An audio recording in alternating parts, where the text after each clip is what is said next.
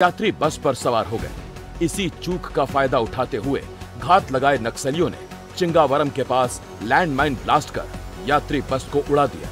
इस घटना में 15 जवान समेत 31 लोगों की जान चली गई। इस पूरे इलाके में जो आपको अभी देखने को मिल रहा है, उस वक्त ये पूरा इलाका यात्री और जवानों की लाशों से बिखरा पड़ा था। पूरी लाश इधर उधर विक्षित हालत में थे। और ये जो आपको इस तरफ जो तालाब दिख रहा था, इसी तालाब के पास बैठकर माओवादियों ने बस को निशाना बनाया। ट्रिगर पॉइंट वो तालाब का मेड़ है, जहां से उन्होंने बैठकर एक कायराना घटना को अंजाम दिया और उसमें 31 निर्दोष लोग मारे गए। ये पूरे इलाके में आप समझ सकते हैं दहशत का क्या माहौल रहा होगा। उस दरमियान ग्रामीणों के साथ क्या सुलूक हुआ होगा इस घटना के बाद, जबकि जवान 3 दिन के गश्त के बाद भूसरास इलाके से लौट रहे थे। जवान पूरी तरह से थके हुए थे। माओवादियों की इसकी जानकारी मिल गई थी। उन्हें भली भांति इससे अंदाजा था कि जो बॉडी लैंग्वेज है जवानों का वो थका हुआ था, इसका फायदा माओवादियों ने उठाया। उन्होंने ये तक नहीं सोचा कि यात्री बस में निर्दोष सिविलियंस भी होंगे, लेकिन उसके बावजूद उन्होंने उस बस को निशाना बनाया। एनडीटीवी ने चिंगावरम बम ब्लास्ट की 15वीं बरसी पर घटना में मारे गए लोगों के परिवारों से मुलाकात की।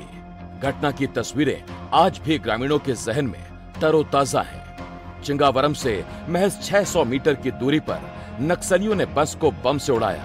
ब्लास्ट इतना शक्तिशाली था कि 10 किलोमीटर दूर तक धमाके की आवाज सुनाई दी। नक्सलियों की कायराना हरकत को लेकर ग्रामीणों में आज भी भारी आक्रोश है। चिंगावरम बम ब्लास्ट की घटना ने 31 परिवारों को बर्बाद कर दिया। इस घटना में किसी ने भाई को खोया तो किसी ने पिता को।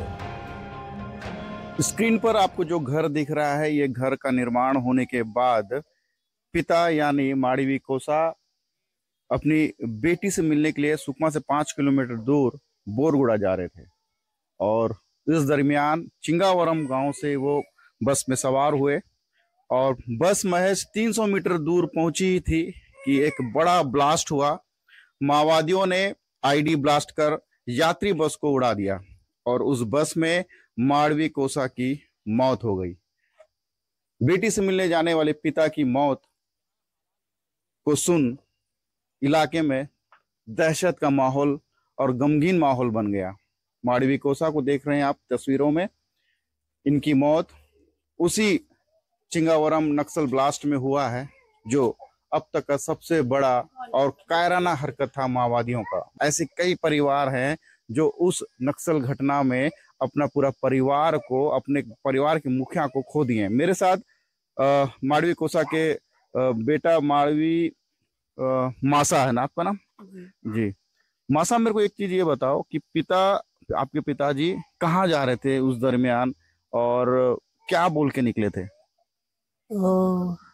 दीदी तरफ जाऊंगा बाबू, थोड़ा कपड़ा भी नहीं पूर रहा है, थोड़ा मुर्गी को मतलब वड्डे करने के लिए भी लेके आऊंगा बोल के जा रहा था सर। फिर मतलब ऐसा हो गया बोल के गांव वाले बोल रहे, हम लोग भी थोड़ा आवाज सुने, ब्लास्टिंग हो गया, बम विस्फोट हो गया बोले। तो जब ब्लास्ट हुआ बस का, तो बस के पास गए थे?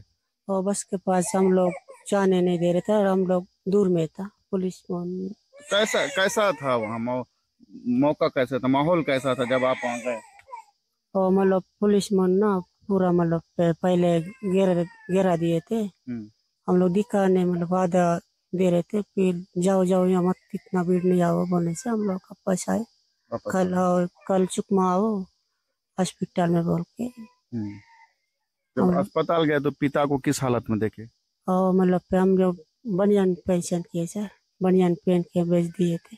उससे पहचान हुआ? हाँ, पूरा हाथ नहीं था, मुंह नहीं है, एक पैर भी नहीं था, पूरा आधा पोटी भी निकाला हुआ था। वहीं जिन हाथों में मेहंदी लगनी थी, जिस घर में शहनाई गूंजनी थी, वहां मौत की खबर ने शोक के साथ सबको सदमे में डाल दिया। लखमा की शादी तय हुई थी और वो अपनी मंगेतर से मिलकर वापस गांव लौट रहे थे, पर नक्सलियों के नापाक मंसूबों ने सब तहस नहस कर दिया। 17 मई 2010 को लखमा अपनी मंगेतर से मिलने चिंगावरम गए थे। दोपहर करीब 2:30 बजे घर लौटने के लिए दंतेवाड़ा से सुकमा जा रही बस में सवार हो गए। बस जैसे ही घटना स्थल के पास पहुंचे तो नक्सलियों ने एक शक्तिशाली विस्फोट कर दिया, जिसमें लखमा की जान चली गई। लखमा के छोटे भाई सोढ़ी हिड़मा ने बताया कि माता पिता की मौत के बाद पूरे घर की जिम्मेदारी लखमा पर ही थी। चिंगावरम आईडी ब्लास्ट में 31 लोगों की मौत हो गई थी, जिसमें 15 जवान शहीद हो गए थे और जो सिविलियंस मारे गए थे उन सिविलियंस में एक युवा एक लड़का भी था जो बस की चपेट में आ गया, आईडी ब्लास्ट में मारा गया। इस वक्त मैं लखमा सोढ़ी 21 साल का जो युवा है, मुनगा गांव का रहने वाला है, इसके घर पर आज मौजूद हूं और चिंगावरम बस ब्लास्ट में ये भी मारा गया। और एक घर के मुखिया के चले जाने से घर की क्या स्थिति होती है आज आपको दिखाने का प्रयास करूंगा। माओवादी घटना में किस तरह माओवादी निर्दोष लोगों को मार देते हैं, उसके बाद उन परिवारों की स्थिति कैसे होती है, ये दिखाने का मैं कोशिश कर रहा हूँ। लखमा सोढ़ी का एक घर है, आज भी परिवार के लोग उसकी तस्वीर संजोए हुए हैं। जब भी वो याद आता है उसकी तस्वीर को लेकर ये देखते हैं, उसे याद करते हैं। लखमा सोढ़ी अपने परिवार का मुखिया था, बड़ा भाई था। चूंकि माता पिता की बचपन में ही मौत हो गई थी, जिसके बाद लखमा सोढ़ी ने पूरे घर की जो जिम्मेदारी है, पालन पोषण से लेकर हर वो जिम्मेदारी को निभाया। लेकिन 21 साल के युवा की माओवादियों की एक कारण हरकत के बाद उसका घर पूरी तरह से उजड़ गया। हालांकि किसी तरह से छोटे भाइयों ने घर को संभाला है, लेकिन घर का मुखिया अगर चले जाए उस घर की स्थिति क्या हो सकती है वो परिवार ही समझ सकता है। मेरे साथ लखमा सोढ़ी के छोटे भाई हैं, इनसे जानते हैं कि घर का मुखिया चला गया, कैसा लगता है? जी, घर का मुखिया अगर चला जाए तो संभालना इतना तो आसान नहीं। हम लोग 15 साल की ये दूर रहे सर। 15 साल में हम लोग बहुत छोटे थे, तो भैया चले जाने से हम लोग को देख रेख में कोई नहीं थे, दादा दादी बूढ़ापे में थे। तो अब भैया चला गए, उनके वो से दादा दादी लोग खाना पीना छोड़कर भी उनका भी देहांत हो गया बहुत सोच से। जी, चिंगावरम से लौट रहे थे अपनी मंगेतर समय, कुछ दिनों के बाद शादी होने वाली थी उनकी। जी तो कैसे सूचना मिली? जी, हम लोग हमारे यहाँ एक मड़ा रास के हमने जीजा थे, वो ऐसा ब्लास्ट हो गया बोलने से वो जाके बताए कि लखमा कहाँ है बोलने से चिंगावरम गए थे बोलने से मैं वहाँ देखा हूँ, लेकिन पुलिस वाले जाने नहीं दे वाले पत्रकार लोग वैसे बोले हैं।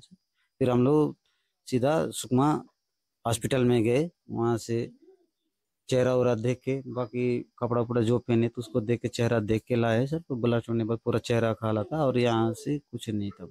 नीचे कुछ